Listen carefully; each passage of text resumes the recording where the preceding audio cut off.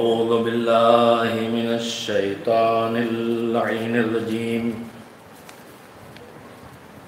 بسم الله الرحمن الرحيم الحمد لله رب العالمين والعاقبة للمتقين والجنة للمؤمنين والنار للملحدين والصلاة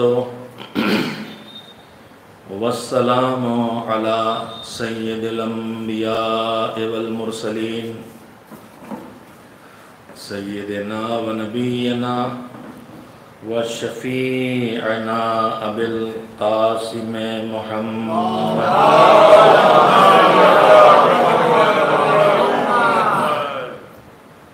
وآل الطيبين الطاهرين المعصومين المظلومين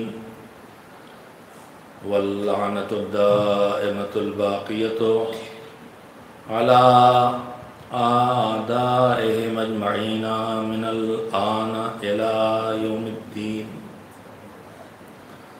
أما بعد فقد قال الله سبحانه وتعالى في كتابه المبين وهو أصدق الصادقين وقوله الحق بسم الله الرحمن الرحيم يا أيها الذين آمنوا اتقوا الله ولتنظر نفس ما قدمت لغد واتقوا الله إن الله خبير بما تعملون صلوات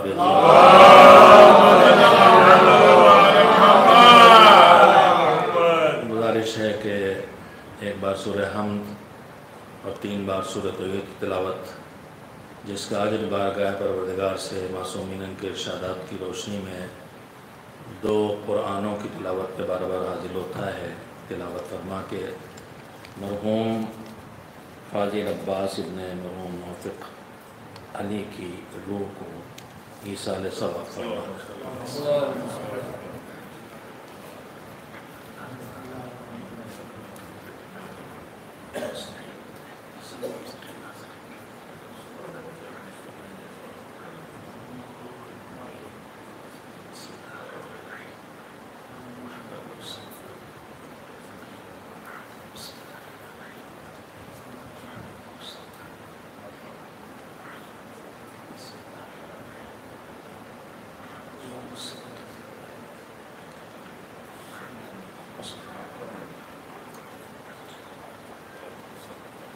ایک بار صلوات بھیجیں محمد و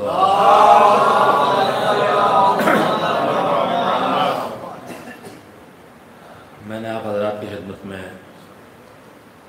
سورہ مبارکہ حشر کی آیات میں سے 17 نمبر کی آیت کو پیش کرنے کا شرف حاصل کیا ہے، جس میں پروردگار عالم نے ہماری زندگی جس کے 2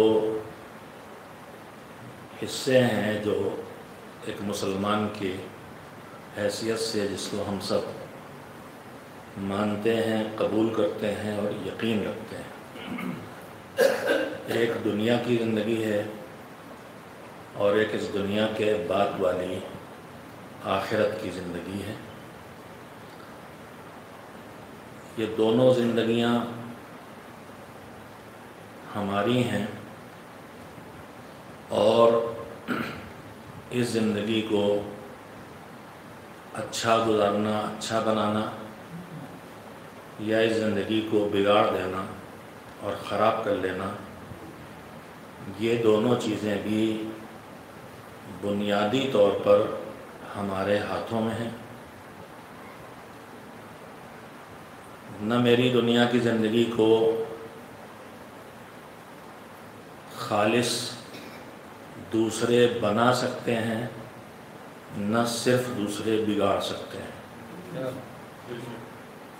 نہ میری آخرت کی زندگی کو صرف دوسرے بنا سکتے ہیں اور نہ صرف دوسرے بگاڑ سکتے ہیں۔ بنانے اور بگاڑنے میں چاہے دنیا کی زندگی ہو چاہے آخرت کی زندگی ہو، بنیادی کردار میرا ہے۔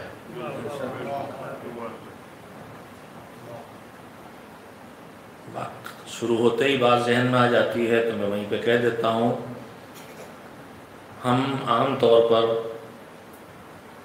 ہمیشہ قرآن کریم نے اس کو صراحت سے قرآن میں بیان بھی کیا ہے کہ جو خیر ہے وہ ہماری طرف سے ہوتا ہے اور جو شر ہے وہ تمہاری طرف سے ہوتا ہے، لیکن ہوتا یہ ہے کہ تم خیر کو تو اپنی طرف سے بنا لیتے ہو اور شر کو ہماری طرف سے کر دیتے ہو۔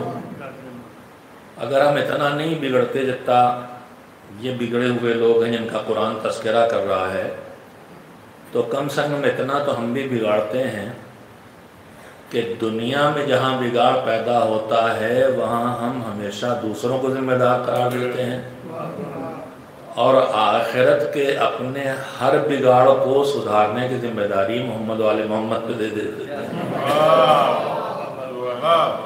جبکہ دونوں جگہ سہارے کا معاملہ ہے۔ البتہ سہارا لفظ دونوں جگہ مناسب نہیں ہے، سنبھلنے میں سہارا ہے، بگاڑنے میں لفظ سہارا تو نہیں بولا جائے گا، گرتے کو دھکا دے دینا ہے۔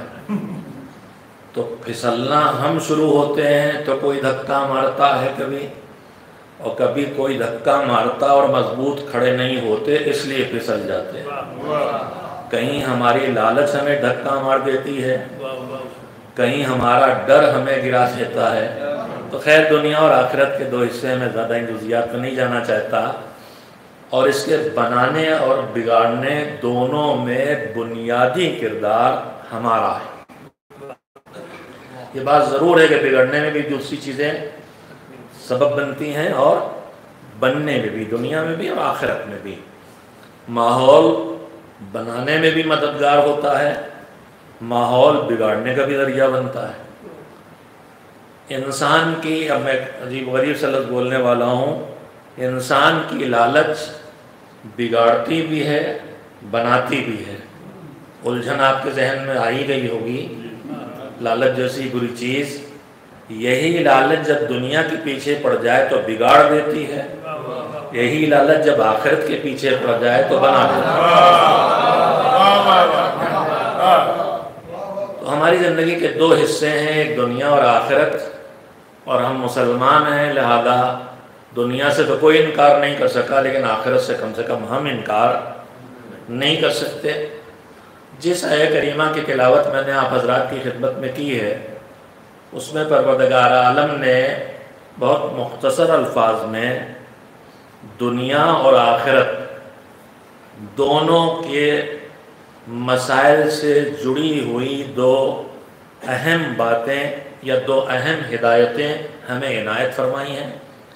میں اس وقت اس آیہ کریمہ کے سہارے اسی آیت سے استفادہ کرتے ہوئے 3-4 پیغامات جو تفسیروں کے نتیجے میں سمجھ سکا ہوں، قرآن کریم سے علماء کرام کی تفاسیر کو پڑھ کے جو سمجھ سکا ہوں، اس میں سے جتنا وقت میں گنجائش ہوتی ہے آپ کی خدمت میں کرنے کی کوشش کروں گا۔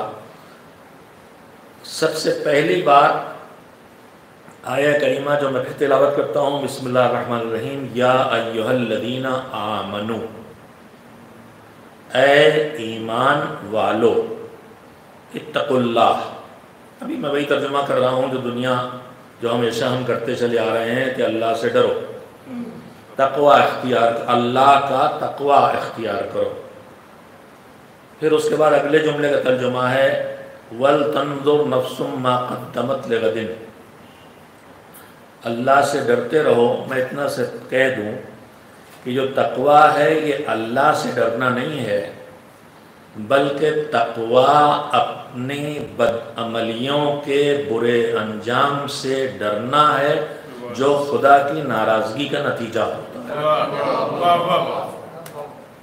میں انشاءاللہ ذرا سی وضاحت کروں گا کہ کسی سے ڈرنے کے مختلف اسباب ہوتے ہیں اور ہر ڈر کی اپنی ایک قسم ہے، اور اس کے اپنے نتائج ہیں اور اس کے اپنے اثرات ہیں، لیکن میں فی الحال کم سے کم آیت کو آپ کے سامنے اردو میں منتقل کر دوں جو سمجھ سکا ہوں۔ اے ایمان والو تقوی اختیار کرو، وَلْتَنْظُرْ نَفْسٌ مَا قَدَّمَتْ لِغَدٍ، اور ہر انسان ہر وقت ضرور اس بات پر نگاہ رکھے کہ اس نے کل کے لیے کیا بھیجا ہے۔ وَاتَّقُوا اللَّهَ، اور دیکھو تقوی رہے، تقوی نہ بھولے۔ ان اللہ خبیر بما تعملون، اور تمہیں یہ سب اس لیے کرنا چاہیے کہ تم دنیا سے چھپا کے جو چاہو زندگی بسر کر لو، لیکن یہ جانو کہ اللہ تمہارے ہر عمل کو جانتا ہے، چاہے وہ عمل تمہاری زبان سے صادر ہو، چاہے ہاتھوں سے، چاہے آنکھوں سے، چاہے دماغ سے، چاہے دل سے۔ دل کا بگاڑ بھی وہ جانتا ہے اور دماغ کی فکری گمراہی بھی وہ جانتا ہے۔ میں نے اس کے اس آیہ کریمہ میں بنیادی 2-3 باتیں ہیں جن کی طرف آپ حضرات کے ذہنوں کو متوجہ کرنا۔ اس میں سب سے پہلا مسئلہ ہے طرز خطاب، یا ایھا الذین آمنوا، بزرگوں سے استفادے کے نتائج ہیں میری گفتگو۔ ایمان والو، اے ایمان والو، اللہ کہہ رہا ہے۔ قرآن کریم میں جو سارے انسانوں کی ہدایت کی کتاب ہے ہم سب جانتے ہیں، اس میں پروردگار عالم نے بہت سی باتیں سارے انسانوں سے کہی ہیں، چاہے وہ کوئی ہو، چاہے وہ عالم ہوں، چاہے جاہل ہوں، چاہے وہ مومن ہوں، چاہے وہ کافر ہوں، چاہے وہ امیر ہوں، چاہے غریب ہوں، چاہے کوئی ہوں، سب سے کہیں۔ لیکن کہیں کہیں پروردگار عالم نے انسانوں کی خاص قسموں سے بھی گفتگو کی ہے۔ جب انسانوں کی قسمیں بنتی ہیں، خود ایک موضوع گفتگو ہے کہ قرآن مجید انسانوں کو کن کن قسموں میں تقسیم کرتا ہے۔ پروردگار عالم خود ہی کہتا ہے کہ تم سب ایک ہی تھے، لیکن پھر اِنَّا جَعَلْنَاكُمْ شُعُوبًا وَقَبَائِلَ، ہم نے تمہیں قبیلوں میں بانٹا، خاندانوں میں بانٹا، شاخوں میں بانٹا، تاکہ لِتَعَارَفُوا، تاکہ ایک دوسرے کو پہچان سکو۔ تو قسمیں تو بہت ہیں، بعض قسمیں اللہ نے بنائی ہیں، بعض ہم بناتے ہیں۔ جو انسانوں کی قسمیں ہیں ان میں سے ایک تقسیم انسان کے عقیدے کی بنیاد پر ہے اور ایک تقسیم انسان کے عمل کی بنیاد پر ہے۔ عقیدے کی بنیاد پر جو تقسیم ہے اس میں انکار پروردگار اور کفر سے لے کر انکار نبوت و قیامت و امامت تک کی مختلف منزلیں ہیں، اور ہر اقرار اور مکمل اقرار کا نام الگ ہے، ادھورے اقرار کا نام الگ ہے۔ انکار کی بھی مختلف قسمیں ہیں۔ مکمل اقرار جب دل و جان سے لے کے زبان و عمل تک ہر قدم پہ مکمل اقرار ہو تو وہ ایمان کی منزل ہے۔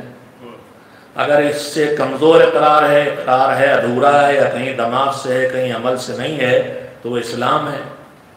اس سے پیچھے انکار کی منزل میں کفر ہے، کفر کے انکار کی منزل میں کہیں مکمل انکار ہے، کہیں توحید کا انکار ہے، کہیں میں معذرت سے چاہتا ہوں یہ باتیں آپ حضرات ماشاءاللہ سب صاحبان علم تشریف فرمائے، لیکن ربط گفتگو کے لیے کبھی کبھی کہنا پڑتا ہے۔ کہیں مکمل انکار ہے، الحاد کی شکل میں ہے، کہیں کفر کی شکل میں ہے، کہیں شرک کی شکل میں ہے، کہیں اقرار کے ساتھ انکار شامل ہو گیا، یہودیت کی شکل میں ہے، نصرانیت کی شکل میں ہے، کہیں ظاہر و باطن کے فاصلے پیدا ہو گئے ہیں تو ایمان کہیں ہے تو کہیں نفاق ہے۔ تو مختلف منزلیں ہیں، ان سب سے پروردگار گفتگو الگ الگ بھی کرتا ہے۔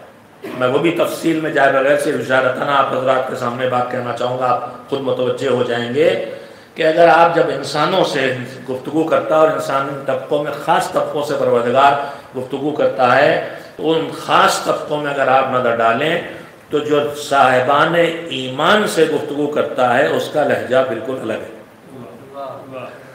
میں اس کا نمونہ پہلے میں نے یہ بات کہاں سے محسوس کی ہے یا سمجھی ہے، اور ایک بات میں اور عرض کر دوں، پہلے ہی عرض کر دوں اور اب میں ہر جگہ کہنے لگا ہوں، ہم بہت جلدی مذہبی معاملات میں ایک دوسرے کے خلاف کھڑے ہو جاتے ہیں اور بحثیں کرنے لگتے.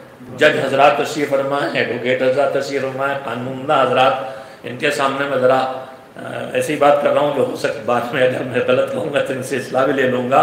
میں اس فیلڈ کا انسان نہیں ہوں، لیکن میں اتنا جانتا ہوں کہ توجہ دیجیے گا، اس کائنات کی حقیقت کو جو سمجھے سائنسداں مثلا کہلاتا ہے، دین کی حقیقت کو جو سمجھے ہم آپ اسے عالم یا مولانا صاحب یا مولوی صاحب یا فقیہ یا مجتہد جو چاہیں کہیں، الگ الگ الفاظ ہیں، مقصود سب کا واضح ہوتا ہے. جو قانون کو سمجھتا ہے وہ قانونداں کہلاتا ہے، جو سائنس کو سمجھتا ہے وہ سائنسداں کہلاتا ہے، جو ماہر اقتصاد ہوتا ہے وہ اقتصادداں کہلاتا ہے، جو سیاست کو سمجھتا ہے وہ سیاستداں کہلاتا ہے. لیکن میں اور باتوں کو چھوڑ کے کم سے کم 2 باتیں کہہ سکتا ہوں کہ اس کائنات کی حقیقت کو سمجھ کے جب کوئی سائنسداں بیان کرتا ہے تو وہ چاہے یا دعویٰ کرے کہ حقیقت یہی ہے، لیکن وہ حقیقت کا دعوے دار نہیں ہو سکتا. وہ یہ کہہ سکتا ہے کہ میں یہ سمجھاؤں. یہ بات آپ حضرات کے سامنے عرض کر رہا ہوں، اہل علم کے سامنے. میں اگر علم داں بنتا ہوں، دین داں بنتا ہوں، دیندار نہیں دین داں، دین جانتا ہوں عمل نہیں کرتا تو دین داں ہو سکتا ہوں مگر دین دار نہیں ہو سکتا. اور میں دین سمجھے بغیر عمل کرتا ہوں تو دیندار بھی نہیں ہوں، دیندار بھی نہیں ہوں. سمجھ رہا ہوں کہ دیندار ہوں. میں رسم داں ہوں اور میں رسموں پہ عمل کر رہا ہوں، سمجھ رہا ہوں میں دیندار ہوں. خیر وہ الگ مسئلہ ہے. اس کے بعد بھیجے محمد علیہ آج یہ کرنا چاہتا تھا کہ ہمارا بڑا سے بڑا عالم جسے ہم عالم کہہ کے تشخیص دیتے ہیں، جسے سمجھتے ہیں کہ اس سے زیادہ صاحب علم اس وقت نہیں ہے دین کے معاملے میں کوئی، اور بڑے سے بڑا فقیہ ہو یا چھوٹے چھوٹا دین کا سمجھنے اور بتانے والا مکتب کا مدرس ہو، ایک سچائی ہم کو سمجھنا چاہیے. تو شاید ہماری بحثیں کچھ جھگڑے کم ہو جائیں اور اس جگہ پہ نہ رہیں کہ دین کے بارے میں جو کہہ رہا ہوں آپ سے یا جو آپ مجھ سے کہہ رہے ہیں وہ آپ کی سمجھ دین سے ہے، یہ میری سمجھ دین سے ہے. میں یہ دعوے داری نہیں کر سکتا کہ یہی دین ہے. دین ہے ہمیں حد ضرورت علم عطا کر کے دیتا. لہذا دین کا جھگڑا نہیں ہوتا ہے سمجھ کا جھگڑا. جب ہم یہ طے کر لیں کہ سمجھ میرا علم، میرا مطالعہ مجھے جس یقین تک، میں ایک اور اہم بات کہہ رہا ہوں کہ پھر جھگڑا ہے تو تفرقہ، تو پھر یہ الگ الگ گروپ کیوں، فرقے کیوں، مذہب کیوں، ادیان کیوں، میں پھر وہاں پہ عرض کروں گا بغیر تعصب. میرے خاندان کا ماننا یہ ہے، میرے گھر کا ہونا یہ ہے، ان سب کے بغیر انصاف کے ساتھ میں اپنی عقل کے سہارے، اور جو سہارے عقل کو ملے ہیں جن کا نام ہے دین، جو سہارے عقل کو ملے ہیں جن کا نام ہے وحی پروردگار، وہ سہارے جو عقل کو ملے ہیں جس کا نام ہے ہدایت پروردگار. اکیلی عقل بھی میری کافی نہیں ہے، اکیلی وحی بھی کافی نہیں ہے. وحی بھی عقل کے بغیر بیکار جانے والی اور عقل بغیر وحی کے بہک جانے والی. تم جو بھی دین پروردگار نے رکھا ہے وہ تو ان کے پاس ہے. تو اب ہم آپ پھر الگ الگ فرقوں میں کیوں ہیں؟ تو اس کی وجہ یہ ہے، میں پھر مذہبی اصطلاحی زبان بولنے جا رہا ہوں اور آپ کے سامنے باطمینان کہہ سکتا ہوں کہ میرے عزیزو ایک عقلی اصول ہے پوری دنیا کا کہ آپ اپنی کوششوں سے جب کسی منزل یقین تک پہنچ جائیں تو یہی یقین آپ کے لیے حجت ہے، دلیل ہے. اب آپ اس سے ہٹ نہیں سکتے، طبیعت اور فطرت آپ کو نہیں روکے کرنے دے گی. اسے فقہی زبان میں اصول و فقہ میں کہتے ہیں حجیت یقین. مجھے جس چیز کا یقین حاصل ہو گیا چاہے جیسے حاصل ہو گیا، البتہ اس میں کی میں چاہے جیسے حاصل ہو گیا بھی غلط کہہ دیا میں نے، اتنی لمبی کہاں بچے لے کے بیٹھ گیا ہوں لیکن جلدی سے رکتا ہوں. چاہے جیسے حاصل نہیں ہو جائے، جب ہمیں پڑھایا جاتا ہے اصول الفقہ پڑھائے جاتے ہیں تو اس میں ایک چیز بحث یہ بھی آتی ہے کہ قطع قطع قطع یعنی یقین کی منزل تک پہنچنا، کاٹنا نہیں. عربی میں ایک ایک لفظ کے معنی ہوتے ہیں. قطع کرنا کاٹنا ہی نہیں ہوتا، یقین بھی ہوتا. قطع قطع حجت ہے کہ نہیں؟ تو اس کا جواب حجت نہیں ہے. قطع قطع کیا مطلب؟ کوا گھر پہ آگے بیٹھا کہ آج مہمان آئے گا، بلی صاحب نے گزری آج مصیبت آئے گی، چھینک آ گئی کہ قیامت کھڑی ہو گئی. ان کو جو ذرا سی باتوں پہ ہر چیز کا یقین حاصل ہو جاتا ہے، ان کے یقین کی کوئی ویلیو نہیں ہے. ویلیو اس کی ہے جو اللہ ہی فطرت انسانی جو اللہ کی بنائی ہوئی ہے، اس فطرت کے سہارے یقین تک پہنچے. تو جب آدمی یقین تک پہنچے تو پھر اب یقین تک پہنچنے والا اپنے یقین کو قبول کرنے پہ مجبور ہے، اور اس کے بعد کے فیصلے پروردگار عالم کے ہاتھ میں ہیں. ایک صلوات بھیجیں محمد میں نے بات طولانی کر دی، بات زیادہ ہی طولانی ہو گئی. میں کرنا چاہتا تھا طرز خطاب. تو میرے چھٹے امام حضرت جعفر صادق علیہ السلام، جن کا کام تھا دین کو اس طرح پہنچانا کہ انسان دین کو سمجھ بھی سکے، اپنا بھی سکے، اور اس کے اندر جذبہ عمل بھی پیدا ہو جائے. اللہ نے ہمارے اوپر جو فرائض رکھے ہیں ان میں کچھ ہمیں ذرا آسان سے لگتے ہیں، کمی ہے ایسی جو ہمیں آسان لگتے ہو، لیکن کچھ وہ ہیں جو دشوار ہیں جنہیں نافذ کرنے والا بھی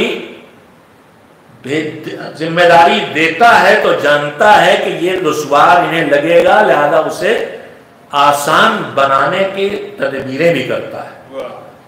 ان عبادات میں سے مثلا جو دشوار عبادات ہیں ان میں سے جہاد ہے. چاہے جہاد مال سے کرنا پڑے، چاہے جہاد، ہمارے ہاں دماغ میں لفظ جہاد آتے ہی خالی جان مار گردن کاٹنا، تلوار چلانا، مت ڈالنا آتا ہے، لیکن یہ بھی بار بار دہرانا صرف اس لیے پڑتا ہے تاکہ غلط فہمیاں دور ہوتی رہیں. جان لینا صرف اس وقت اجازت ہے، وہ بھی نگرانی میں اس کے جو مذہب کا ذمہ دار ہو، جب زیادہ جانیں بچانا کم جان لینے پر منحصر ہو جائے. اصل جہاد صرف ڈیفنس ہے، اور اس میں بھی بڑا جہاد دوسروں سے ٹکرانا نہیں ہے. بڑا جہاد خود اپنے نفس سے ٹکرانا ہے، اپنے خواہشات سے ٹکرانا ہے، اپنے آپ سے ٹکرانا ہے، اپنے کو کچل کے دوسروں کے کام آنا ہے، اپنی قوت برداشت بڑھا کے دوسروں کو سہارا دینا ہے. تو جو واجبات اللہ نے ہمیں اوپر فرض کی ان میں سے ایک روزہ ہے. روزہ عبادتوں میں سخت ہے، بھوکا پیاسا رہنا اور بہت سی چیزیں چھوڑنا، اور اس میں خاص کر کے جب 17-18 گھنٹے کا دن ہو جائے، گرمی کا دن ہو جائے، اور وہ بھی کھیت میں مزدوری اور بلڈنگوں میں مزدوری، اور وہ بھی 55 ڈگری کی گرمی میں، کویت میں، سعودی عرب میں نوکری، میدان میں سول کا کام سارا، رکشہ چلا رہے ہیں، روزہ رکھے ہوئے، نہ جانے کتنے سخت سے سخت تر دکھائی دیتا. ہم لوگ تو بہت سہولتوں کی زندگی والے ہیں. تو اب یہ سخت عبادت ہے، تو اس کے لیے چھٹے امام حضرت جعفر صادق علیہ السلام ایک جملہ فرمایا. اسی سے استفادہ کرتے ہوئے بات آپ کے عرض کر رہا ہوں. ہاں کبھی کبھی عرض فرمایا بھی چاہتا ہے. اردو ماشاءاللہ بہت ترقی کر رہی ہے. جیسے کہ خطاب ہوتا ہے کہ جیسے ابھی آپ نے عرض فرمایا، عرض کیا، تو میں بھی آپ کی خدمت میں ارشاد فرما رہا ہوں. خیر میں غلطی سے زبان سے نکل جانا کچھ اور ہوتا ہے. تو میرے عزیزو، روزہ ایک سخت عبادت ہے. امام نے فرمایا کہ لذت ما فی النداء، اللہ نے یہ روزہ کس سے کہا رکھنے کو؟ پوری دنیا بھر سے نہیں کہا، خالی اپنے ان بندوں سے کہا جنہیں ایمان والا کہہ رہا ہے. کیا کہا؟ یا ایھا الذین آمنوا کتب علیکم، بسم اللہ الرحمن الرحیم، یا ایھا الذین آمنوا کتب علیکم الصیام کما کتب علی الذین من قبلکم لعلکم تتقون. اب اس پوری آیت میں کہاں کہاں ہمیں سہارے ملے ہیں ان کو پیش کرنے کا وقت نہیں ہے. میں اپنے موضوع سے مربوط بات کرنا چاہتا ہوں. روزہ واجب کیا تو کیا کہتا اللہ؟ یا ایھا الذین آمنوا، اے ایمان والو، کتب علیکم الصیام، تمہاں پر روزے رکھے گئے. پہلی بار تمہاں پر نہیں پڑی مصیبت، کما کتب علی الذین من قبلکم، پہلے والوں پہ بھی ہم یہ ذمہ داری ڈال چکے ہیں. اور پھر یہ بھی نہ سمجھو کہ ہم کھانا وانا بچانے کے چکر میں کہ کچھ ہمارا بچ جائے. لعلکم تتقون، تاکہ تمہارے اندر تقوی آ جائے، اور تقوی آئے گا تو کامیابی تمہارے قدم چومے گی. اس لیے تو ان سے کہہ رہے ہیں. لیکن ایک روزہ سخت عبادت ہے. تو امام نے فرمایا کہ لذت ما فی الندا، اللہ نے جس لہجے میں پکارا ہے اگر اس لہجے کی شیرینی کو محسوس کر لیا جائے تو اس حکم کی سختی اس کے سامنے کچھ نہ رہ جائے گی۔ اسی لہجے کی شیرینی کو آپ کی خدمت میں عرض کرنے کے لیے توقع میں لے لیا۔ آپ دیکھیں جب دین و مذہب کے لحاظ سے اللہ تقسیم کرتا ہے تو سامنے جو آتے ہیں ان میں کفار ہیں، مشرکین ہیں، نصارہ ہیں، یہود ہیں۔ میں اب سارے نمونے بھی سامنے نہیں رکھوں گا، لیکن وہ آیات کے سارے جو ہم بچپن سے سنتے آتے ہیں ان کو ہم اس لہجے کو محسوس کر سکتے ہیں۔ کفار سے بات کی گئی، چار کل جو کہلاتے ہیں ان میں ہے بسم اللہ الرحمن الرحیم، قل یا ایھا الکافرون، اے کافروں نہیں کہا، اے پیغمبر آپ ان سے کہیں کہ اے کافروں۔ سورہ جمعہ، نماز جمعہ میں تلاوت ہوتی ہے، اس میں پہلا حصہ جو اللہ کی تسبیح و تحلیل اور بعثت پیغمبر خدا حضرت محمد مصطفیٰ صلی اللہ علیہ وسلم، اس سے آگے جب بات آتی ہے تو یہودیوں سے مربوط 4 یا 5 آیتیں آتی ہیں مسلسل۔ انہی میں ایک آیت یہ ہے کہ اے یہود، اگر تمہارا خیال یہ ہے کہ تم بہت اللہ والے ہو تو موت کی تمنا کرو، اور تم ہرگز یہ کام کرنے والے نہیں ہے۔ صدیوں پہلے کی آواز تصدیق آج بھی کی جا سکتی ہے، لیکن کن کلمات میں؟ قل یا ایھا الذین ھادوا ان زعمتم انکم اولیاء للہ فتمنوا الموت ان کنتم صادقین ولا یتمنونہ ابدا بما قدمت ایدیہم۔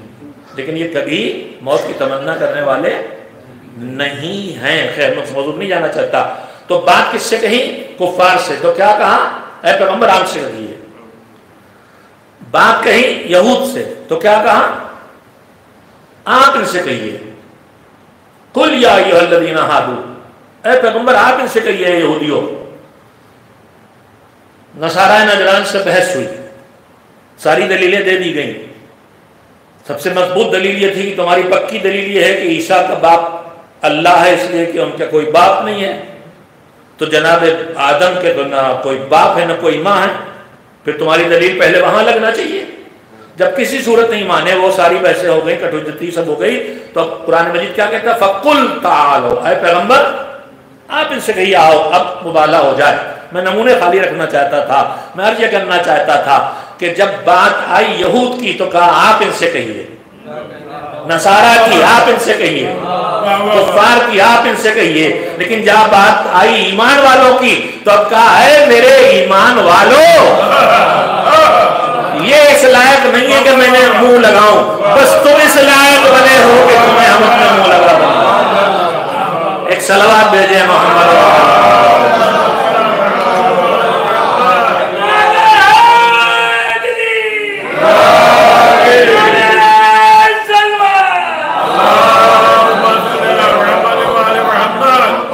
لہجے سے استفادہ کرتے ہوئے جو بات کہنا چاہتا تھا وہ بات یہی تھی کہ پروردگار عالم ہم سے خطاب کرتے ہوئے کہتا ہے یا ایھا الذین آمنوا، اور ایک جگہ نہیں کہتا، ایک جگہ نہیں کہتا۔ ہمارے علماء نے تو کمپیوٹر کے ایجاد سے پہلے بھی اتنی محنت کی تھی کہ ہمارے تصور سے باہر ہے۔ قرآن کریم میں آیت مجھے کوئی ڈھونڈنا ہے تو کیسے ڈھونڈوں؟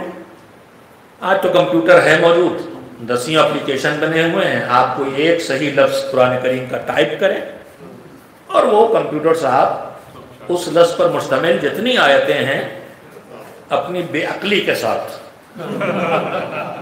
اس لیے کہ وہ پھر یہ نہیں دیکھتے کہ یہ کون سا لفظ، وہ بس جہاں ان کو الف میم نون مل گئے وہ سب لے آئیں گے، چاہے وہ امن ہو، چاہے ادھر کا ہو اور میم نون ادھر، ان کا ان سے مطلب نہیں۔ یہ اتنی عقل آپ کو لگانا پڑے گی۔ فی الحال یہاں تک ہے، باقی ابھی جو آ گئی ہے وہ اے آئی، اس سے کیا کیا نعمتیں آنے والی ہیں وہ تو اللہ جانے، لیکن کیا کیا مصیبتیں آنے والی ہیں وہ دھیرے دھیرے دکھائی دے رہی ہیں۔ اس لیے کہ ہر اچھی چیز کا برا استعمال ہوتا ہے۔ آرٹیفیشل کیا کہتے ہیں انٹیلیجنس، آرٹیفیشل انٹیلیجنس بہت اچھی چیز ہے، لیکن ہم کو پہلے سے چوکنا ہو جانا میرے عزیزوں. بات آ گئی تو دو جملوں کہہ دیتا ہوں. ہمارے بگڑنے کی رفتار سست تھی، برائی کے لیے ڈھونڈ کے جانا پڑتا تھا. اب برائی ہمارے جیبوں میں سوشل میڈیا کے ذریعے آ گئی، اور اس بری طرح آ گئی کہ ڈھونڈو اچھائی، نکلو اچھائی ڈھونڈنے، اچھائی بعد میں ملتی ہے، برائی پہلے آ جاتی ہے. ڈھونڈو مجلس، مجلس جو آئی یوٹیوب پر وہ تو کھلتی ہے، اس سے پہلے 5 سیکنڈ 8 سیکنڈ 9 سیکنڈ شیطان کیا کیا بھیجنے والا ہے وہ کچھ پتا نہیں. اور میں نے کہتے دنوں یہ بھی تجربہ کیا ہے کہ مجلس ڈھونڈنے جاؤ گے تو ضرور تمہارے بہکانے والی کوئی ایسی چیز آئے گی جو تمہارے نفس کو گمراہ کرے. تو ابھی آرٹیفیشل انٹیلیکٹ آنے والی جو ہی آ چکا ہے، اس سے جو کچھ ہونے والا ہے، میں اس سے ظاہر ہے نہ جب میں اس فیلڈ کا آدمی ہوں نہ اسے سمجھ سکتا ہوں، لیکن اتنا اب بھی میں محسوس کرتا ہوں، جو عرض کر دینا چاہتا ہوں کہ سوشل میڈیا سے پہلے برائی. دیکھیے سوشل میڈیا میں خود استعمال کرتا ہوں، اور ہر چیز کا اللہ نے استعمال رکھا اچھا حلال تو اس کا کیا جانا چاہیے. میں کبھی ٹیلی ویژن سے آج کہا جا رہا ہے کہ یہ بڈھے مولوی لوگ اس کا انکار کر رہے ہیں. ہم بڈھے مولوی اسے حرام نہیں، ہم کون ہوتے حرام حلال کرنے والے؟ ہمارا فقیہ کرے گا. اور ابھی فقیہ تک بات گئی بھی نہیں، کسی نے پوچھا بھی نہیں، پوچھا بھی ہوگا تو ہمیں بھی نہیں پتا. اسٹیم سیل سے مسئلہ کھڑا ہوا، نسلیں مخلوط ہوں گی نہیں، کہاں جائز کہاں جائز کرتے قانون کا حضرات بھی تشریف فرما. میں پھر عرض کر دوں یہ بھی اچھی بات نہیں ہوتی ہے خطیب کے لیے کہ وہ سامنے بیٹھے لوگوں کو گواہ بناتا ہے. میرے جیسے جاہل لوگ کبھی کبھی اپنی جہالت کا گواہ سامنے بیٹھے عالم کو بنا لیتے ہیں، اور وہ تو چپ کے بیٹھا رہتا ہے. تو میری نیت نہیں ہے، نہایت شریف لوگ بھی ہیں، اور میں جانتا ہوں مذہب سے بھی نہیں اتنا ہی لگا ہوا ہے جتنا ہی قانون دانی بہرحال، بلکہ اس سے زیادہ کہہ سکتا ہوں. خیر، تو میں یہ کر رہا تھا کہ ہم کو آپ کو سوشل میڈیا سے پہلے برائی ڈھونڈنے جانا پڑتا. اب برائی پیچھے دوڑا رہی ہے سوشل میڈیا. یہ اے آئی کے آنے کے بعد کیا قیامت آنے والی مجھے اس کا اندازہ تو نہیں ہے، لیکن ہمیں پہلے سے چوکنا ہو جانا چاہیے. ہمارے ائمہ نے ہم کو جو ہدایات دی ہیں ان میں سے ایک ہدایت دی تھی علیکم بالشباب. دیکھو بڈھا تو بڈھا بگاڑ، میں اپنی بول رہا ہوں ان کی زبان نہیں بول رہا، بگڑنا تھا تو بگڑ چکا، سدھرنا تو سدھر چکا، اور بگڑ تو جائے گا. بڈھوں شکایت کی تھی جا کے ائمہ سے کہ ہم آپ کی بات بتاتے ہیں بڈھے مانتے نہیں، تو انہوں نے کہا چھوڑو ان کو. میں خود بڈھا ہوں اس لیے کہہ رہا ہوں، اب کوئی بڈھا برا نہ مانے، اپنے کو بڈھا مانیے ہی کیونکہ برا مانیے. تو فرمایا علیکم بالشباب، جوانوں پہ دھیان دینا. ان کا سادہ دل و دماغ بہت تیز قبول کرتا ہے. پہلی اچھی بات آئے گی تو اسے بھی قبول کر لے گا، پہلی خراب بات آئے گی تو اسے بھی قبول کر لے گا. اور یہ مذہب کی اعمال کو رسمیں اگر ہم نے سمجھتے تو یہ پیغام تو ہمیں پہلے ہی مل چکا. پیدا ہوتے ہی میاں نہ اردو جانے، نہ کوئی بھاشا جانے، نہ کوئی زبان جانے، نہ کوئی لینگویج جانے، اور میاں پیدا ہوتے ہی داہنے کان میں اذان، بائیں میں اقامت. یہ کوئی رسم نہیں، آپ متوجہ نہیں کر سکا آپ کو. میرے عزیز و اذان اقامت کا خلاصہ کیجئے. اللہ کی کبریائی، اللہ کی توحید، رسالت، ولایت، خیر عمل کی طرف دعوت، یعنی خلاصے اذان اقامت یہ ہے. پیدا ہوتے ہی انہیں عقائد کی بنیادیں بھی بتا دو، انہیں عمل کی دعوت بھی دے دو، تاکہ کل میں کوئی ان کا عقیدہ بگاڑ سکے نہ کوئی انہیں پھر عمل بنا سکے. ایک صلوات بھیجیں محمد و آل محمد. اور اس سے بہتر صلوات بھیج دیں محمد.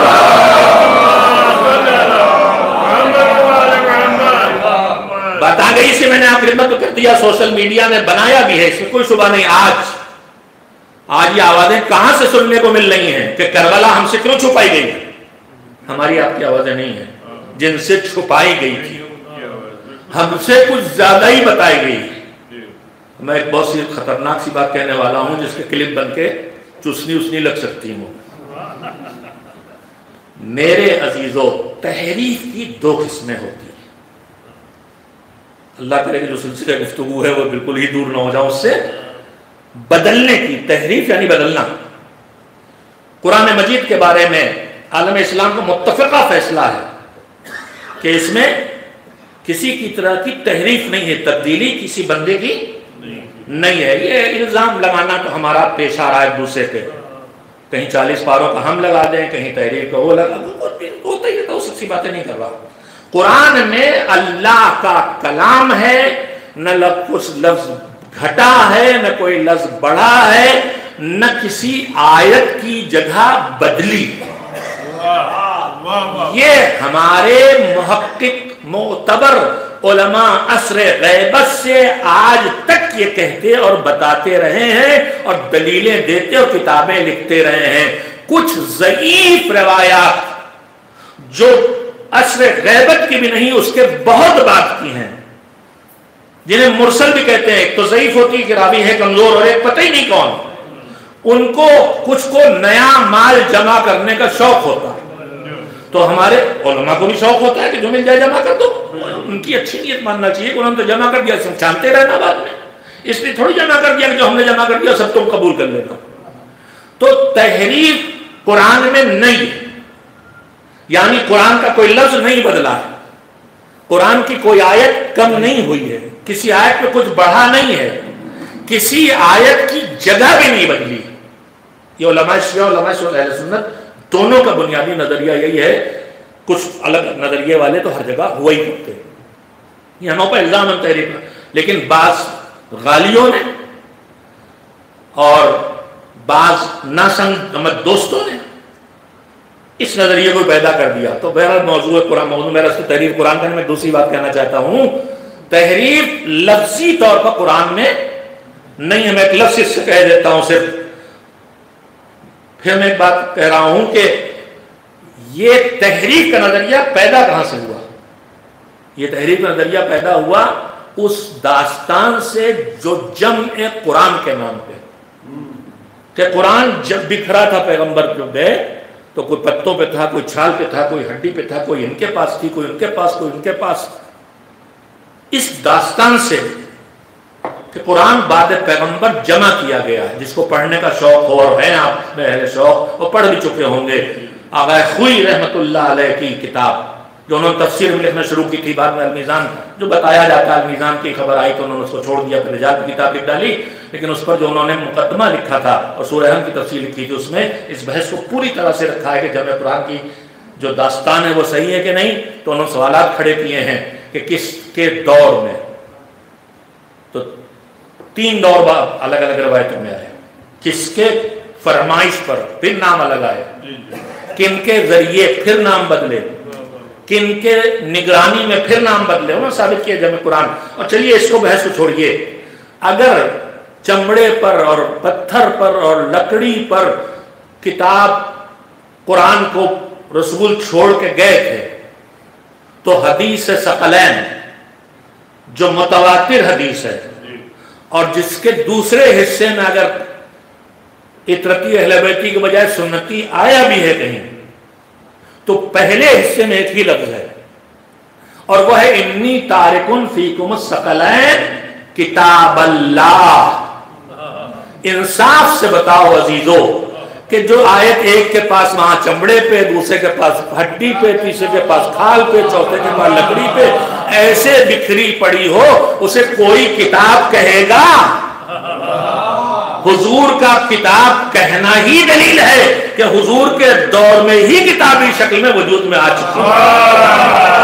یہ تو علماء شیعہ اور اہل سنت دونوں سے عرض کر رہا ہوں، یہ تو علماء شیعہ اور علماء اہل سنت دونوں سے عرض کر رہا ہوں۔ اور اب میں اپنے ان ذاکروں اور خطیبوں سے جو کبھی کبھی آیتوں کو بتانے لگتے ہیں یہاں پہ یہ لفظ ہٹا دیا گیا، یہاں پہ لفظ مولا علی کے لیے آتا ان کا لفظ نکال دیا گیا، میں نے کہا نا چوس نہیں لگائیں گے، آپ کچھ اور لگائیں گے، وہ نہیں لگائیں گے، مولا علی کا نام نکال دیا ہے۔ میں علماء حق کی باتیں، اکثریت کی باتیں آپ کی خدمت میں عرض کر رہا ہوں۔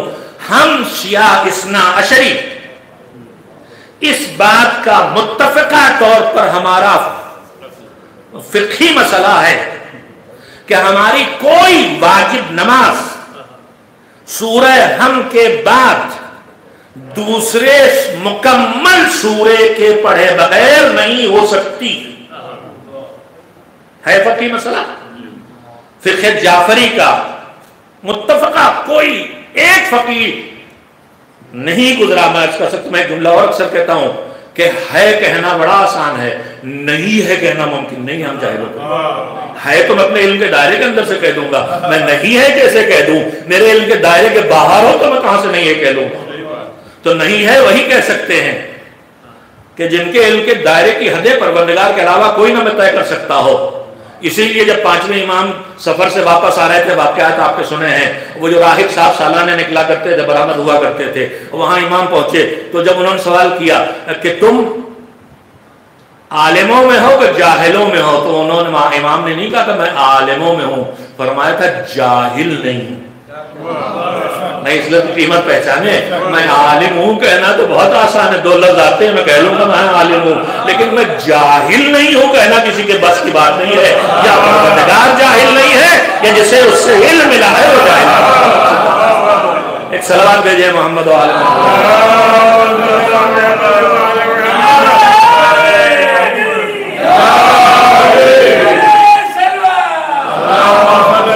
آج کہیں کہیں ہماری ذاکری اور ہماری شاعری جو اب عقیدہ ساز بن گئی ہے. میں الفاظ بولنے والا آدمی نہیں ہوں، میری ذاکری میری کتابت کچھ ہے ہی نہیں. میں تو درس کہتا ہوں، وہ کہا ہی جاتا ہو تو درسی مجلس پڑھتے ہیں. پرانے زمانے میں تحفۃ العوامی، حالانکہ اس کا نام بدل دینا چاہیے توضیح المسائل. تحفۃ العوام، عوام کا تحفہ، توضیح المسائل یعنی جو مسائل پیدا ہو ان کی وضاحت کرو، چاہے وہ عقائد میں پیدا ہو، چاہے اخلاق میں پیدا ہو، چاہے ہمارے زندگی میں پیدا ہو. تو تحفۃ العوامی تو ہوئی ہے ہر وہ چیز جو عام لوگوں کے کام آئے. تو تحفۃ العوامی بھی ہے بھائی، ہمیں اس سے انکار نہیں، لیکن توضیح المسائل بھی ہے. اور اس توضیح المسائل میں شروع میں لکھا ہوا ہے کہ تقلید وقلید جتنی ہے وہ سب فروع دین میں ہے. اصول دین کو تمہیں عقلی دلیلوں کے ذریعے ماننا ہے. اور چھوٹی چھوٹی خیر بہت سی باتیں پہلے اوپر آتی چلی جا رہی. تو میں نے بات سے بات تحریف عرض کر رہا تھا، سوشل میڈیا تک آیا تھا. میں اپنے کو بھی یاد دلاؤں کیا ابھی تک نام یاد نہیں ہے، AI تک آیا تھا. میں نے عرض کیا جوانوں کو بچاؤ، اسی میں سوشل میڈیا کی باتیں کی، اسی میں تحریر تک بات آئی. میں تحریر کی بات کیا کرنا چاہتا ہوں، انٹلیکٹ AI کے لیے میں کسی چیز کی مخالفت نہیں کر رہا، جو اقدام ہوئے بھی بسم اللہ. لیکن میں ایک بات آپ سے کرنا چاہتا ہوں کہ سوشل میڈیا میں وہی تو پڑھا جاتا ہے جو میں اس کو پڑھا کے دیتا ہوں. سوشل میڈیا وہی کرتا ہے جو میں نے اسے پکڑایا ہے. AI اس سے آگے جائے گا، عقل کا استعمال ہوگا پورے.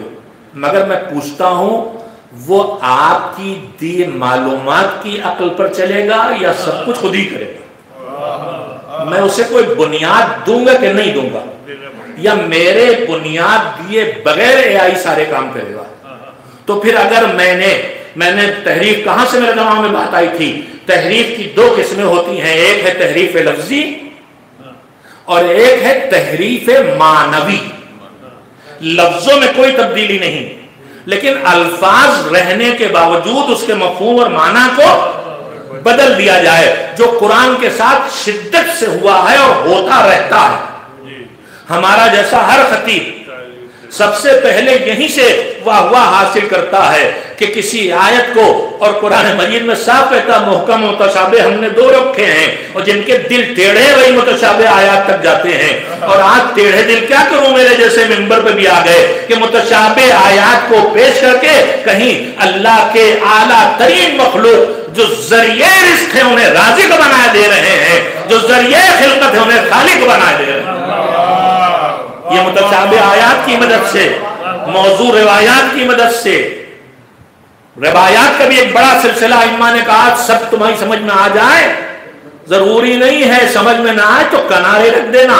ہاں اگر قرآن کے صریح حکم سے ٹکرائے تو پھر اس کی عزت احترام میں دیوار پہ مار دینا، وہ ہمارا کہا ہے ہی نہیں جو قرآن سے ٹکرا رہا. قرآن کہے کہ ہم نے تم کو اپنی عبادت کے لیے پیدا کیا. آدھا جملہ کہنے پہ متوجہ ہو جاتا اچھا ہے. قرآن کہے کہ ہم نے تم کو اپنی عبادت کے لیے، اپنی عبادت کرا کے خود کچھ نہیں پائے گا، دے گا ہمیں، وہ ایک الگ موضوع ہے. قرآن کہے ہم نے تم کو اپنی عبادت کے لیے پیدا کیا ہے، اور ہمارا جیسا کوئی ذاکر آ کے کہے کہ ہم تو خالی حسین پہ رونے کے لیے پیدا کیے ہیں. یہ تحریف معنوی ہے، اور وہ بھی اس روایت کے ذریعے، اس روایت کے ذریعے تو تحریف ایک لفظی ہوتی ہے، ایک معنوی، پیغام کو اس سے بدل دینا۔ کربلا دین کی حفاظت کا بہت بڑا ذریعہ، دشمن نے پہلے اسے ظاہری شکل و صورت بگاڑ مٹانے کی کوشش کی، نہ مٹا سکا، تو دو کام کر رہا ہے، میں لفظ بول رہا ہوں خالی، ایک تحریف لفظی یا عملی، ظاہر میں جو عزاداری کا سلسلہ بزرگوں سے جس میں دو چیزیں تھیں، سادگی اور کیفیت ادا، سادگی اور کیفیت ادا، کہیں دکھاوا نہیں اور کہیں ایسی کوئی کیفیت نہیں کہ خدا نہ کرے کہ کہیں تیوہار لگنے لگے، اس سے بزرگوں نے بچا کے یہاں تک پہنچایا تھا۔ آج دشمن تحریف لفظی کی طرح تحریف عملی میں لگا ہوا ہے، اور اس سے خطرناک ہے تحریف معنوی۔ کربلا کو آئی کے حوالے کرنے والے سب فقہا اور مراجع اور عالم اور ماہرین تاریخ ہوں تو مجھے الجھن نہ ہوگی، لیکن سوشل میڈیا جیسے آزاد ہاتھوں میں چلا گیا ہے، اسی طرح سے AI بھی جب ہر ہاتھ میں پہنچے گا تو اس کے بعد گمراہی کے کتنے دروازے کھلنے والے ہیں اس کا اندازہ نہیں لگا سکتے۔ لہذا پہلے سے چوکنا ہو جائیے، سمجھیے کہ یہ کیا ہے اور نسلوں کو بچائیے اس کے شر سے اور اس کے فوائد تک پہنچانے کی کوشش کیجیے۔ اس میں ہم آپ کی مدد کے محتاج ہیں، ہمارے بس کا کام آپ کو خالی متوجہ کر دینا ہے، پھر اس کی عملی شکل دینا، اسے پریکٹیکل شکلوں میں لانا، یہ آپ کا کام ہے، ہمارا کام نہیں ہے۔ امید ہے کہ جو ہماری ڈیوٹی ہے وہ ہم کرتے رہیں، جو آپ کی ڈیوٹی ہے وہ آپ کرتے رہیں۔ ایک صلوات بھیجے محمد عزیزو، ایک ہی پہلو پر گفتگو ہوتے ہوتے وقت ختم ہو گیا، چلیے اچھا ہی ہوا بات سمٹ جائے۔ تو میں عرض کر رہا تھا کہ پروردگار عالم نے ایک تو لہجہ خطاب ہے یا ایھا الذین آمنو، اب اس کے بعد اس میں دو پیغامات ہیں، اور باتیں بھی تھیں اس میں، دو پیغامات ہیں۔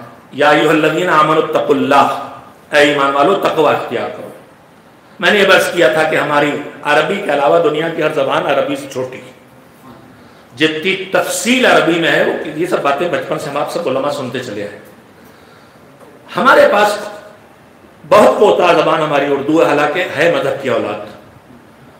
ایک بات یہ بھی ہمارے بچے اچھی طرح سمجھ لیں کہ اصل دین عربی میں، اس دینی زبان کو اپنے اندر سمویا اور منتقل کیا فارسی میں، اور میرے حقیر سے جائزے کا نتیجہ یہ ہے کہ تیسری زبان جس نے مذہب کو اپنے اندر سمویا ہے اور اپنے کو مذہب کے ڈھانچے میں ڈھالا ہے اور مذہب کو اپنایا ہے اور مذہب کو بتایا ہے، وہ دنیا کی تیسری بڑی زبان اردو ہے۔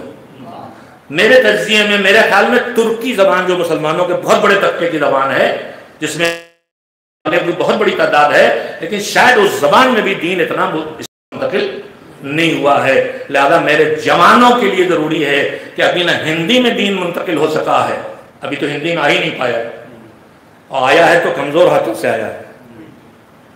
بہت کمزور ہاتھ ہیں وہ جو ہندی میں منتقل کرتے ہیں، معاف کریں گے مترجمین، لیکن وہ اردو سے ہندی تک آنے والے ہیں، ابھی سیدھے عربی فارسی سے ہندی میں لانے والوں کی تعداد بہت کم ہے۔ میرے جیسے حقیر جو عربی فارسی سے اردو میں بھی لاتے ہیں وہ بھی ہر کتاب کو منتقل کرنے لائق نہیں ہوتے۔ ہم میں سے کتنے ہوتے ہیں جو نہج البلاغہ کے ترجمے پہ قلم اٹھانے لائق بن جائیں؟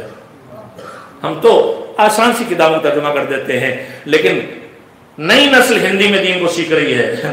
بزرگ میرے معاف کریں گے، پرانی نسل نے انگریزی میں سیکھا، البتہ اردو دامت ہے۔ جنہوں نے خالص انگریزی میں سیکھا ہے، میں ایک ہی لفظ کہتا ہوں کہ انقلاب سے پہلے انگریزی میں جو کچھ آیا تھا، میں انگریز کا لفظ قوم کے لیے نہیں بول رہا ہوں، غیر ہندی، ایرانی، یورپین، انقلاب سے پہلے جتنا دین انگریزی میں آیا ہے یا خود یورپین کا ہے، انگلینڈ کا، امریکہ کا، جرمنی کا، فرانس کا، جہاں کبھی ہو، اور یا پہلی بات جس یورپین کا ہے اس نے اسلام بتایا، اگر وہ خود مطمئن ہوا ہوتا تو خود مسلمان ہو چکا ہوتا، تو اس کے بتائے اسلام سے میرا ذہن کہاں مطمئن ہو پائے گا؟ تو ایک مسئلہ یہ بھی ہے، اور انگریزی میں اب جو منتقل ہو رہا ابھی اس میں بہت خامیاں، بہت کمزوریاں، اس لیے ماہرین بہت کم ہیں، جو ادھر کے بھی ماہر ہوں ادھر کے ماہر ہوں، تو لہذا خدا کے لیے آپ دنیا تیز رفتار ہو چکی، اردو پر بھی توجہ برقرار رکھیں. ایک صلوات بھیجیں محمد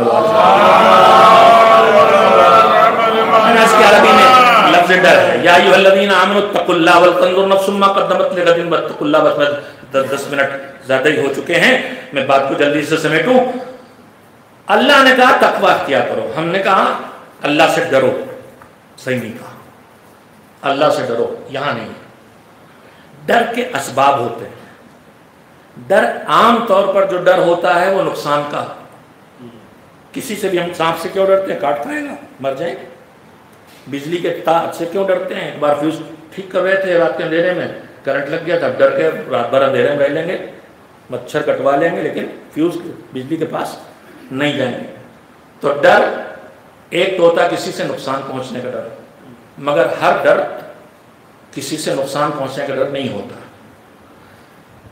ایک ڈر ہوتا ہے کسی کی عظمت کے احساس کا ڈر. میں اس کی مثال دیتا ہوں. ہم لوگ زیارت کے لیے جاتے ہیں, آج اپنے مرجع سے ملنے چلنا ہے. اب جو مرجع سے ملنے چلنا ہے تو ذرا کچھ زیادہ ہی گھبرائے سے دکھا. میں کبھی کیا ہوگا؟ کہ صاحب اگر سستانی سے ملنے جا رہے ہیں. میں کہا کیا ہوا؟ ماریں گے؟ نہیں. گالی والی دے دیں گے؟ نہیں نہیں مولا کیسی باتیں کر رہے ہیں, عادل ہیں, عالم ہیں. ہم نے کہا پھر کیا ڈر رہے ہیں؟ ارے کہنے لگے اتنی عظیم شخصیت سے ملنے جا رہے ہیں.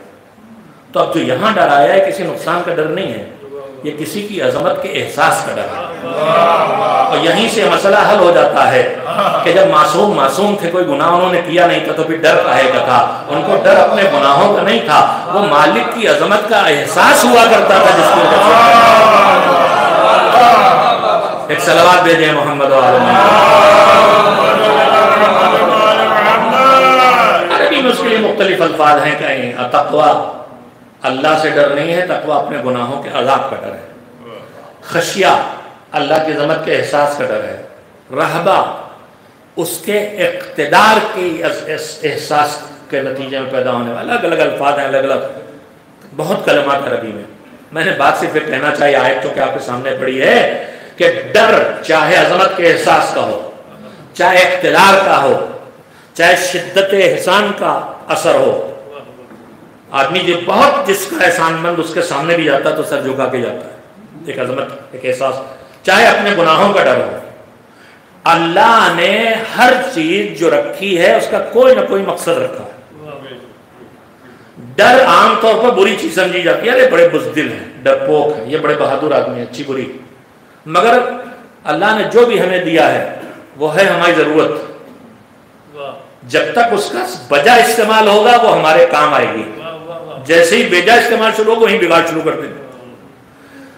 ڈر جان بچانے کا ذریعہ ہے.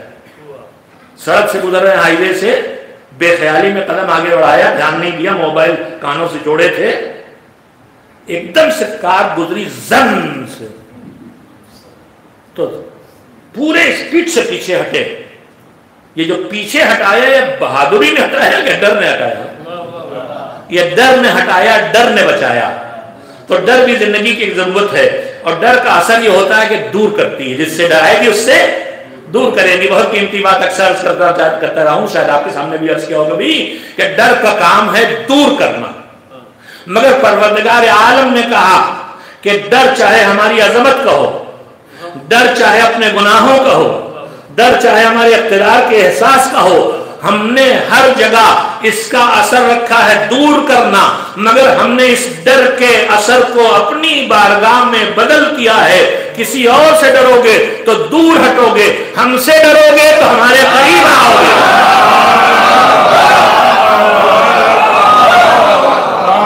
ایک صلوات بھیجیں محمد اس نظام کو بدل دیا ہے. ڈرو گے تو دور جاؤ گے, لیکن ہم سے ڈرو گے تو قریب آؤ گے.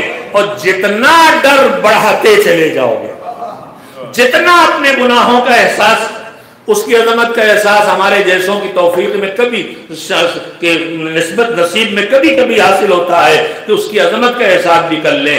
حالانکہ کم سے کم اتنا, میں آپ سے کیا کہوں, میں خود تو کروں, میں خود تو کر پاؤں, مگر کہنے کو بھی ضروری ہے. اس لیے کہ معصومین نے ہم سے یہی کہا ہے کہ دیکھو ہمارے امر کو زندہ کرو. تو کہا مولا آپ کے امر کو کیا زندہ کریں؟ کہیں یا تعلم علومنا ویعلم الناس، ہم سے ہمارے علوم کو سیکھو اور لوگوں تک پہنچاؤ. تو ہم تو پہنچانے کا کام کرتے ہو، اس پہنچانے کا فائدہ ہمیں بھی ہو جاتا ہے. میرے عزیزو، یہ ڈر انسانی زندگی میں کتنا مؤثر اور کتنا مفید ہوتا ہے. جتنا ڈر بڑھتا جاتا ہے اتنی قربتیں بڑھاتا چلا جاتا ہے، اور جتنا گھٹتا جاتا ہے اتنا دور کرتا چلا جاتا ہے. اگر آدمی کچھ نہ کر پائے، جناب ابو ذر سے خطاب کرتے ہوئے رسول اکرم حضرت محمد مصطفیٰ صلی اللہ علیہ وسلم نے فرمایا تھا کہ ابو ذر جب نماز پڑھنے کھڑے ہو تو ایسا ہونا چاہیے کہ جیسے تم اسے دیکھ رہے ہو.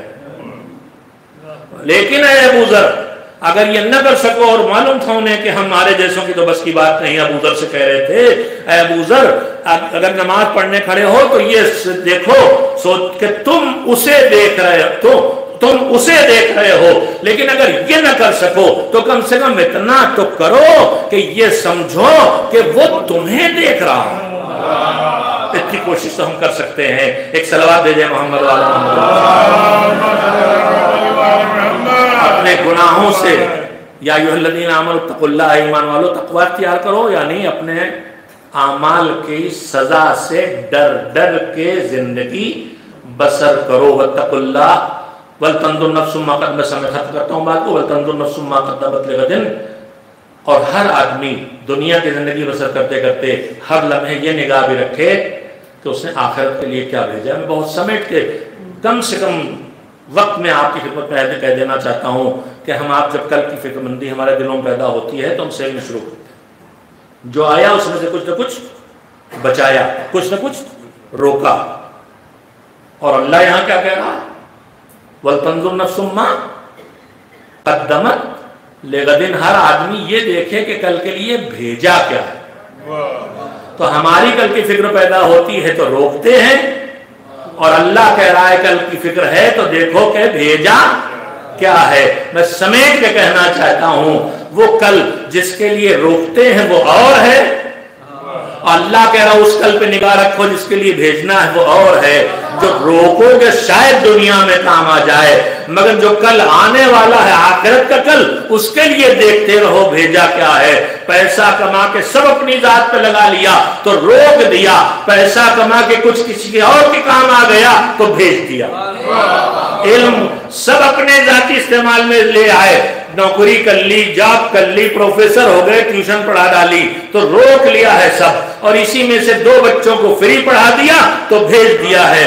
تعلقات حاصل کر کے اپنے کوٹے حاصل کر لیے تو یہ تعلقات اپنے لیے روک لیے ہیں، مگر انہی تعلقات کا استعمال کر کے کسی کو روزی سے لگا دیا تو یہ بھیج دیا ہے. کوئی تعلقات استعمال کر کے کسی کو پھنسا دیا یا مجرم ہی تھا اسے جو سزا دلوا دی تو اپنے استعمال میں لائے ہو، لیکن پولیس سے اچھے رشتوں کو کسی بے گناہ کے پھنسے کو چھڑا دیا تو کل کے لیے اس رشتے کو بھیج دیا ہے. تمہارے تعلقات بھی کل کے لیے بھیجے جا سکتے ہیں، تمہاری عقل بھی کل کے لیے بھیجی جا سکتی ہے، تمہارا علم بھی کل کے لیے بھیجا جا سکتا ہے، تمہارا مال بھی تمہارے کل کے لیے بھیجا جا سکتا ہے. تمہیں اللہ سے جتنی نعمتیں ملی ہیں اس سے دنیا بھی چلاتے رہو اور آخرت کو بھی بات کرتے رہو. یہی پیغام ایک صلوات مل جل کے بھیجتے ہیں. سنبھل کے چلتے رہو، پلٹ پلٹ کے موڑ موڑ کے دیکھتے رہو کہ زندگی کیسے بسر کی ہے. بھائی اسی سنبھل کے چلنے کو اور اسی اللہ کی رضا کو پیش نظر رکھ کے زندگی کا اور موت کے فیصلے کرنے کا نام تقویٰ ہے، جو کربلا میں اپنے عروج پہ دکھائی دیتا ہے. ایک ایصال ثواب کی مجلس ہے، میں چند جملے برائے ثواب بھی، برائے ایصال ثواب بھی اور برائے تکمیل مجلس بھی. حسین صبح سے شام تک قربانیاں دے رہے تھے. مقصد پروردگار کی رضا ہے، اللہ کی رضا ہے. جنت تو ان کی نگاہوں کے سامنے، اور جنت تو یہ دوسروں کو پہنچانے کا ذریعہ ہے.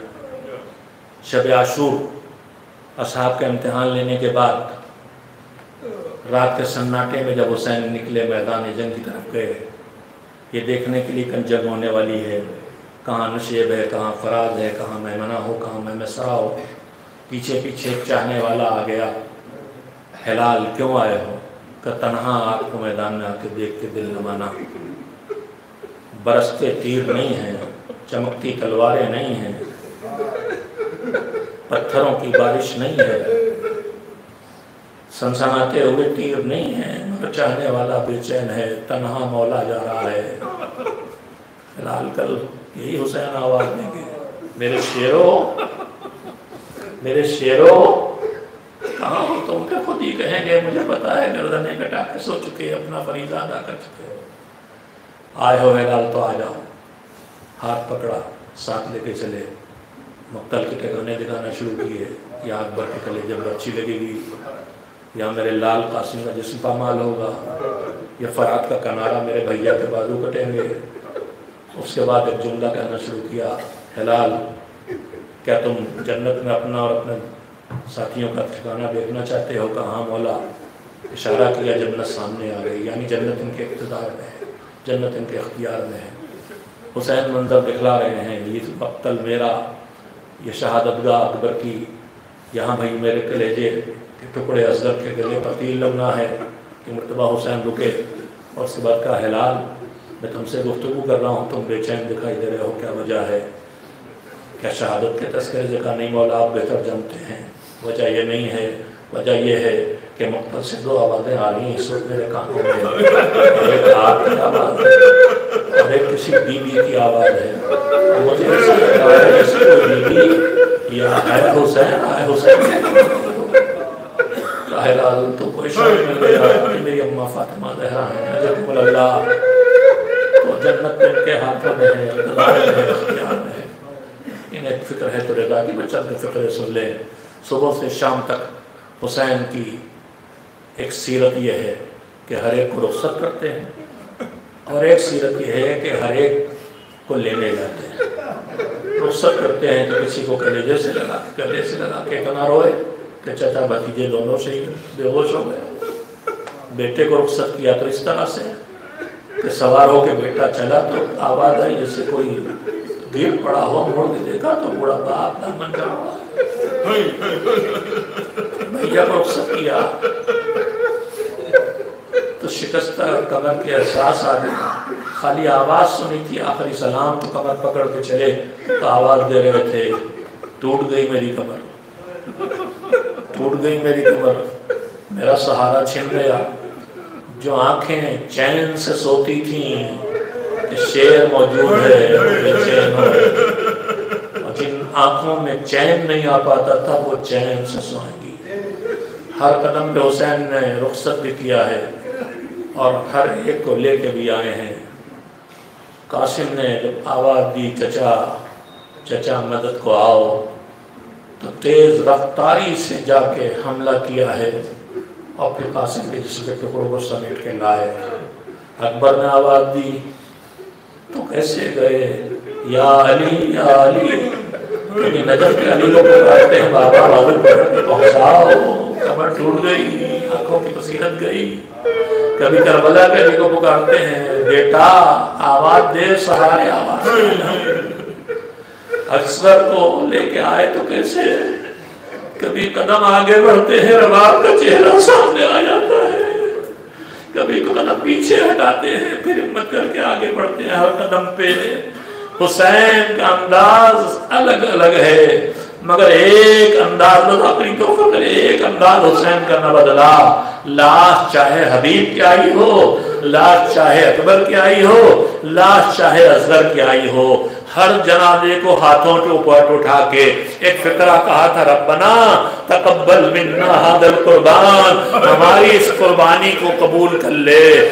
سارے دن قربانیاں پیش کرنے والا اب خود سر کٹا کے سو گیا، جسم پہلے ہی سے چھلنی تھا، اس پر گھوڑے دوڑے، ارے تبرک پورے مقتل میں تقسیم ہو گیا، کچلی ہوئی لاش کربلا کی زمین پہ پڑی، ارے رات کی سیاہی بڑھی، تھوڑا سناٹا پھیلا، یتیموں بیواؤں کو سمیٹ کے زینب نے بٹھایا، اب بھیا کی لاش کو ڈھونڈتی ہوئی مقتل میں نکلی۔ ارے دھندلی دھندلی چاند کی روشنی میں دور سے بھیا کی لاش دیکھ لی، میں سمجھا دوڑ کے بہن بھیا کی لاش پہ خود کو گرا دے گی، مگر علی کی باوقار بیٹی، شیر دل بیٹی باوقار قدموں سے چلتی ہوئی حسین کی لاش تک آئی، گھٹنے ٹیکے، دونوں ہاتھوں سے بھوکی پیاسی بہن نے پیاسے شہید بھیا کی لاش کو ماسا۔ پروردگارا تیرے جس بندے نے سارے قربانیاں دی، اب اس کی قربانی اپنی اس کنیز سے قبول فرما لے۔ بارگاہ الہی میں ہاتھ اٹھے، ارے رضم بقضائک و تسلیم وسيعلم الذين ظلموا ایام القلب ينقلبون الا لعنۃ اللہ علی القوم الظالمین۔ الہی بحق الزہرا و ابیہا و بالہا و بنیہا، پروردگار تجھے محمد و آل محمد علیہ السلام کا واسطہ، اور اگر ان سے بہتر کوئی ہمیں ملتا تیری بارگاہ میں توسل کے لیے تو ہم ان کا واسطہ دیتے، مگر ان سے بہتر کوئی نہیں معبود۔ تجھے ان کی ذوات مقدسہ کا واسطہ ہماری اس مجلس اعزا کو اپنی عبادت قرار دے، اسے قبول فرما، اس سے جو ہمیں ثواب تو عنایت کرے، ہم اسے محمد والے محمد کی خدمت پہ پھر پیش کرتے ہیں تاکہ تیرا فضل مزید ہو جائے، اور اس سے جو ثواب حاصل ہو مرحوم کی روح تک پہنچا دے۔ پروردگار ہم سب تیرے بندے ہیں، گنہگار، قصوروار، کہیں بھولے سے، کہیں نفس کے دباؤ میں، کہیں سرکشیوں کی حد تک ہم تیرے مجرم ہو جاتے ہیں۔ پروردگار ہمارے گناہوں کو معاف فرما، اور کم سے کم ہمیں سرکشیوں کی حد تک جانے سے بچا لے۔ پروردگار محمد والے محمد کا واسطہ ہماری جسمانی اور روحانی بیماریوں سے ہمیں شفا عنایت فرما۔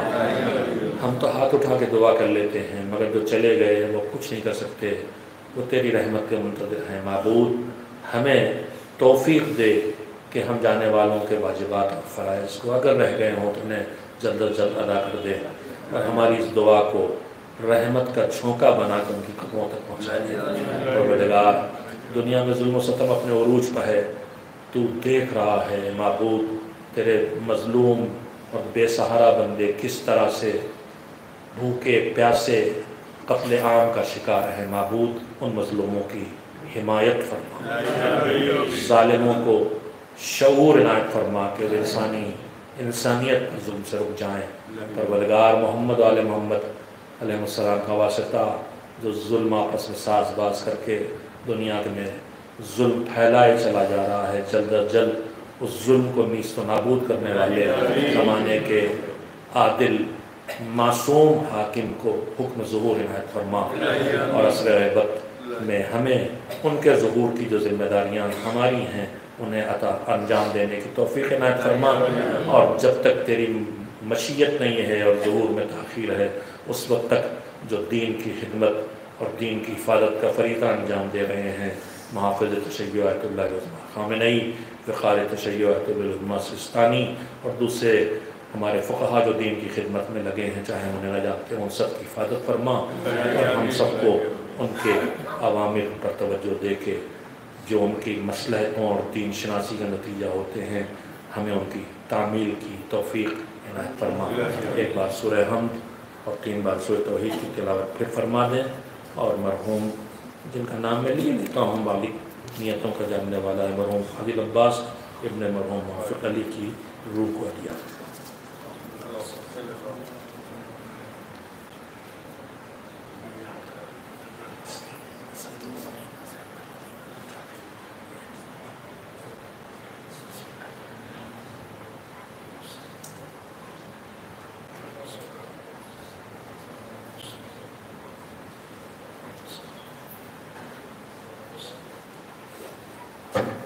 اللهم صل